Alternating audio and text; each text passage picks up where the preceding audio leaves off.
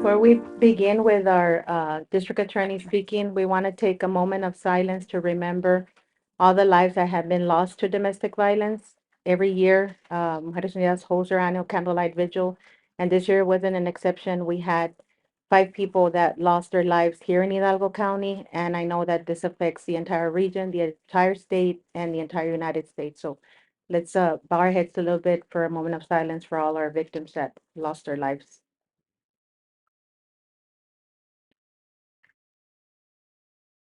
And the flowers that you see here in the front is in remembrance and honor for them. And they're courtesy of the Vin Safety app. So we appreciate that every year they come in and bring the flowers that honor all the lives that were lost. We sent out a news advisory today to let the entire community know. This is very important because if victims have information and resources available and they know where to go, this is going to be an easier way for them to access those services and the information that they need. So we thank our district attorney for ensuring that we have accessibility. We know everybody has a cell phone, and we're hoping that this QR code can be shared widely. If you're on social media, please share it. It's important for us to share this information because it can save lives. So we're going to pass it to our honorable district attorney, Mr. Terry Palacios.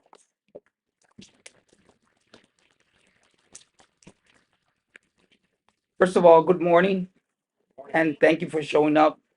Rosie, we're gonna need a bigger room. Uh, Rosie, thank you for everything you do. You and your advocates, you're always there for our victims. Keep doing the hard work. Um, Amy Cantu, protective orders, very important job. Thank you for what you do. Law enforcement, first responders, thank you for what you do. You're the first person a victim goes to. You need to be sensitive. You need to be practical. And thank you for what you do. For all our community, the CAC, thank you for working together with us. Angels of Love is also here. Thank you. We have a Zumba class that's also here. I was dancing with about 250 women on Saturday. Well, I'm not sure if you could call it dancing, but I was out there. But thank you. Thank you for coming out here and supporting our community. I want to recognize Hidalgo PD, Suhey and Chief Rodriguez. They have an awesome program. They make a bingo for women. They lure these women in, and then we talk about domestic violence. It's an awesome way to spread the word because this is a community problem. That's why we join forces with Cameron, Willacy, Star, and Hidalgo County. It's not a problem that goes away because of boundaries. It's a problem that happens everywhere. It's a problem we all have to join forces to combat, to stop, to make sure that the victims know there's programs, there's help out there for them. They don't have to stay quiet anymore. There's housing, there's the community. Just look around you. Everybody in Purple here could help you. We need to bring that out, especially for our lower income people that depend so much on spouses to bring in their income. This is a tough crime. I mean, this happens in the privacy of your home most of the time. You think it's private, but it's not private. It's a community problem. Because if we don't stop that, their children are going to continue abusing. That continues a cycle. Their children are going to go to school upset, angered. They're going to affect our kids. So it is a community problem. That's why we need to join together. And thank you for joining together to combat this problem. You know, it's a problem that can be resolved just by making people aware that there is resources, that we are coming together and join forces and learn. You know, Willacy County has, is it the Caballeros program? When they bring in young kids with shirts that say real men don't hit at an elementary age. Wow. We need to start programs like that in our junior highs, in our elementaries, in our high schools. Why not? Let's stop this violence. There is a lot of gentlemen out there that should, boys that should be gentlemen. We need to start there. We need to be more proactive. And thank you for coming out here because this shows that we care. And a community like the Rio Grande Valley, when things are going rough, we come together. We come together to battle these type of problems. So thank you for what you do. We'll continue as DAs prosecuting, try to help not only the victim, but the defendant. Get them to a class, teach them what they need to learn so they can stop this.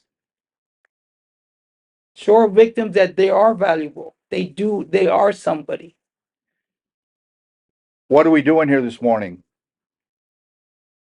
We are taking on domestic violence as a coalition.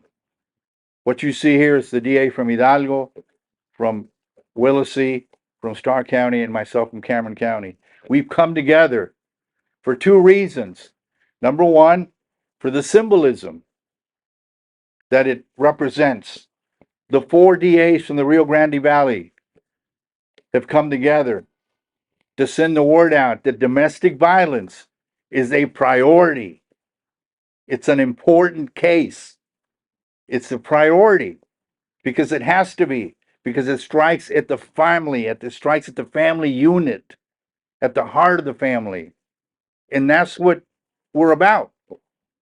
We're about families. We're about family values. And yet, unfortunately, I wish I could tell you that the numbers are going down, but they're not. They're not. All you have to do is read the newspaper, look at television, and you'll see it. Every day, a husband, an ex-boyfriend, a partner, whatever he might be, is causing violence in the house, in front of the kids. And it's a very insidious crime because it's a crime that has a victim that is your sister, your aunt, your comadre. And yet she feels alone. She feels like she can't tell anybody because of the stigma that she's abused. And in this day and age, I'm supposed to be politically correct and not say what I'm supposed to say, what is the truth. And I get in trouble because I'm not politically correct. Domestic violence is a fancy word for saying women are getting beaten up. Women are getting slashed, or getting punched, or getting kicked, they're getting killed. That's what it is. And if it offends you, I'm sorry. But I make no apologies for telling you what it is, because if we don't recognize it for what it is, we won't act. And we're ready. We as prosecutors are ready. So we need to take a step back and try and prevent it. And how do you prevent it? How do you prevent this? Well, you have to figure out why it starts. And it starts with men that don't respect women. That's where it starts. So how do we teach that? And we as parents need to redirect and re-instruct and reteach our children that you respect women, you honor women, you support women. But until we redirect that basic fundamental principle of respecting one another, this is not going to go away. Everyone's aware of what's going on. As Mr. Saenz pointed out, we know the people that are abusing family members or loved ones or friends or people that are in abusive relationships. We know that it exists, but we don't talk about it.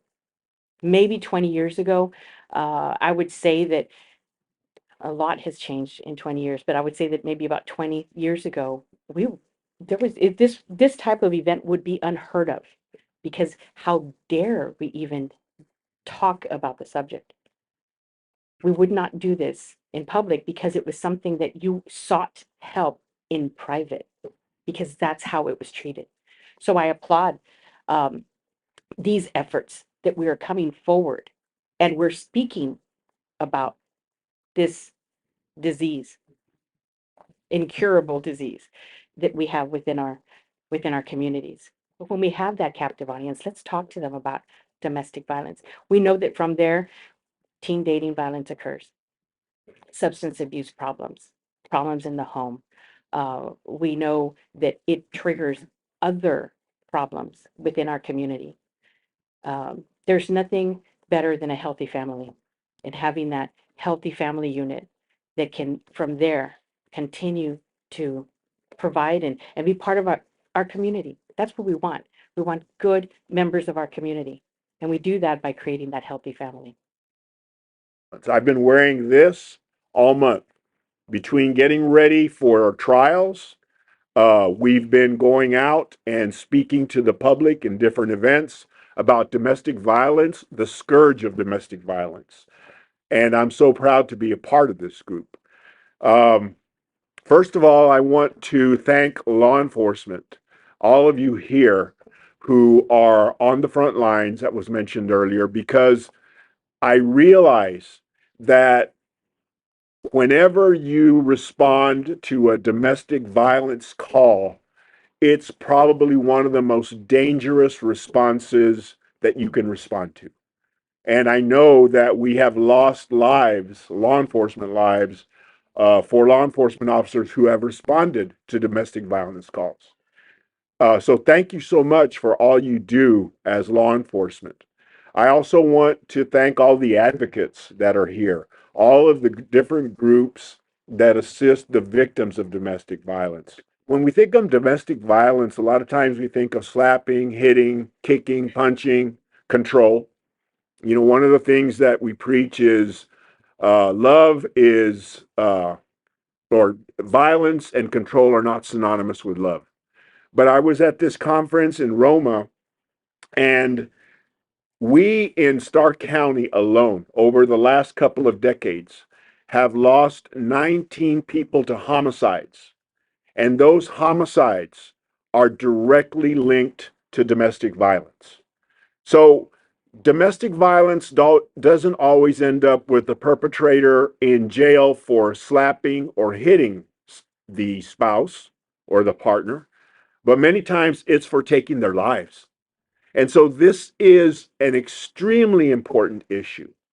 As everybody else has said, we've been preaching to the choir because everybody here knows that domestic violence is a scourge in our society, that it's prevalent all over the place. All of us know somebody who is either the victim of domestic violence or is a perpetrator.